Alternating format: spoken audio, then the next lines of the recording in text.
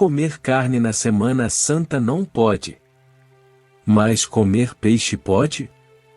Estando na última semana da Quaresma, trazemos essa dúvida que existe no meio dos fiéis católicos.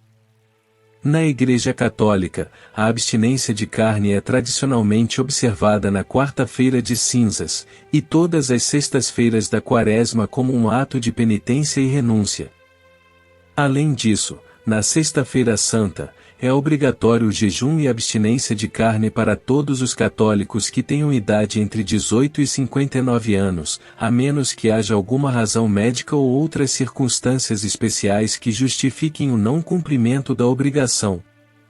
No entanto, é importante notar que as práticas e tradições podem variar em diferentes regiões ou dioceses. Portanto, é sempre bom verificar as orientações específicas de sua comunidade religiosa local ou seu líder religioso.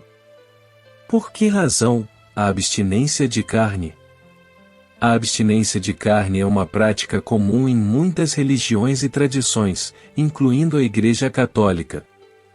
Na tradição católica, a abstinência de carne é vista como um ato de penitência e sacrifício em honra do sacrifício de Jesus Cristo na cruz.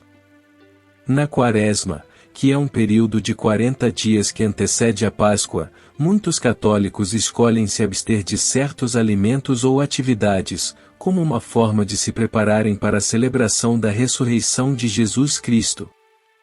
A abstinência de carne é uma dessas práticas e é vista como um sacrifício simbólico, que ajuda os fiéis a se concentrarem em sua fé e a se aproximar de Deus.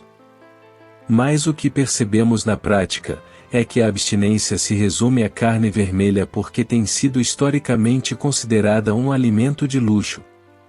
Assim, a abstinência de carne é vista como uma forma de se afastar das tentações mundanas e se concentrar nas coisas mais importantes da vida espiritual e se tornarem mais próximos de Deus, por meio de sacrifícios e renúncias. A dúvida que fica é saber se só a carne vermelha não pode. Mas e as carnes brancas de aves e peixes, pode?